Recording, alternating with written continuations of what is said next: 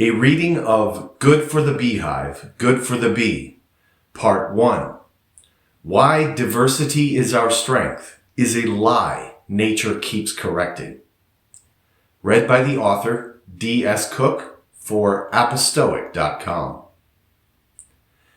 A very strange theory indeed has achieved the status of a secular catechism in modernity. What is our strength?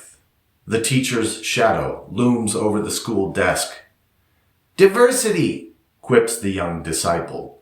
Diversity is our strength. But as we repeat this dogma with religious fervor, little hearts full of the dreams of an A+ on the social chalkboard, we rarely bother to subject it to a little philosophical scrutiny. Rescuing you temporarily from the many thoughts that I have on this subject, and exhibiting great decency to your patience, I will spare you the full magazine and fire just one round today. The bullet is natural law, held so dearly by the Stoics and the Greek philosophers, whose ideas represent roughly half of the value hybrid that built the greatest nation yet known. And my claim? That when examined through the lens of Stoic reason and the plain evidence of nature, the secular call and response first falls off a cliff and then explodes 3 seconds after faceplanting, not at all unlike a character in SpongeBob. Strength, in fact, comes from unity, not from the multiplication of irreconcilable differences.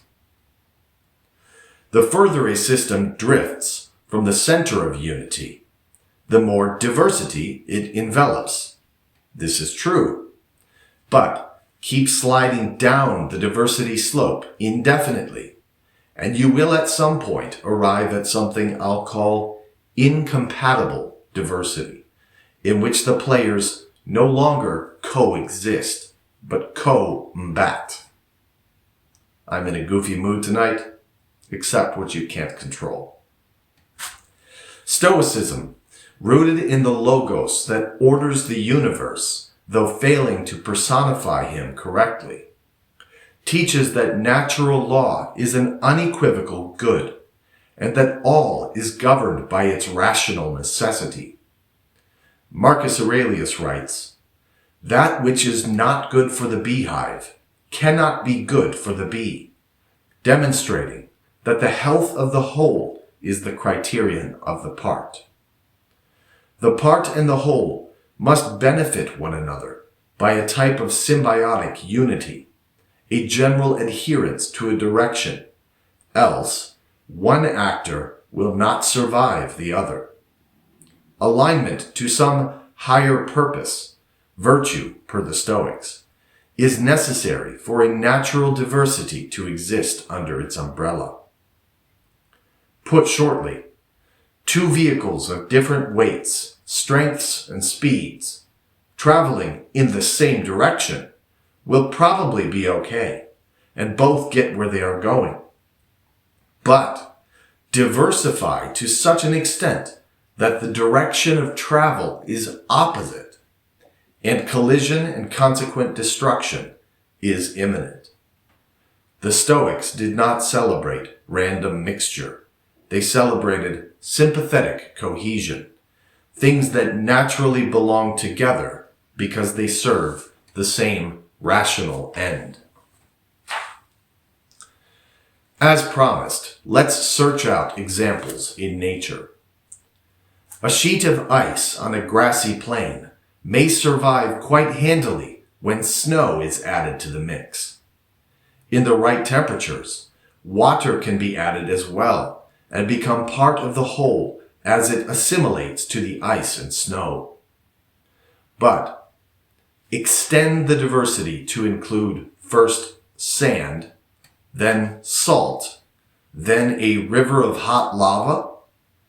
Now the ice is mud, the grass is ash, and the whole plain is a lava field. You see, ice and fire do not coexist in peaceful tension. One annihilates the other. Predator and prey are not strengthened by being penned together. The lamb does not grow stronger in the wolf's belly, and the wolf does not survive when no more sheep are ever to be born. Great job. Mutual enrichment achieved. Oil and water do not enrich one another when shaken together. They separate at the first opportunity, each obeying its own nature and having nothing to do with the other. These are not failures of tolerance. They are demonstrations of natural law. Things that are fundamentally opposed in essence cannot form a stable, stronger compound. They form either a hierarchy, one submits or dies, or perpetual conflict. Human associations follow the same logic. A chorus is strong not because every singer chooses a different key. It is only by serving the same key in a variety of tunes that they flourish. A Roman legion was formidable not because every soldier brought the tribal war cry of his homeland, but because all marched under one standard, spoke one language of command, and shared one purpose. Differences of skin pigmentation, height, and hairiness might be introduced, and we might rightly call that diversity. But the moment incompatible diversity appears, tribal, religious, ideological, the formation frays. As the Greek historian Polybius observed, the early Roman Republic endured because it achieved an almost miraculous unity of customs. When that unity eroded under the pressure of empire and imported cults, the Republic itself perished. Yet today, we are told that bringing together groups with radically opposed first principles will somehow produce a stronger whole. It has not. The Protestant native of this land may do very well when a Catholic is added to the mix. When the Pentecostal moves in down the street, they all might have a beer on Friday, arguing over theology and clapping each other on the back in parting. But the jihadist must convert or kill the Christian, and the Christian must not allow him to do it. The atheist must banish God from education, and the Muslim must not allow him to do it. The Stoic insight holds true. Things that do not naturally sympathize cannot long cohere without violence or domination. One side must yield its nature, or perpetual civil war ensues. We are in ideological civil war already, kept from open conflict only by the dwindling threat of state force. This is not strength. It is a brittle equilibrium waiting to combust. True diversity occurs within unity. The human body is the classic Stoic example. Eyes, hands, feet, and heart are gloriously diverse in their functions, yet all serve the common life of the organism. If the hand were trying to grasp the throat whenever the body slept, this would not make for good sleep or a strong body.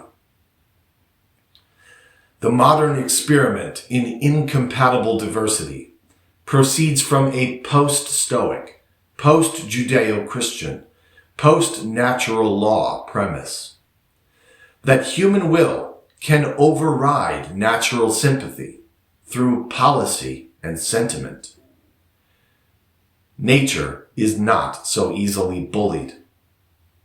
As Heraclitus, the weeping philosopher admired by the Stoics, said, "War is the father of all things." Only because strife eventually resolves into higher harmony or destruction. There is no third option. A society that imports irreconcilable opposites and calls it strength is simply hastening the day when war, not policy, will decide which nature prevails. Unity is strength. Compatible diversity within a shared rational order enriches. Incompatible diversity is the prelude to fracture. The Stoics knew this.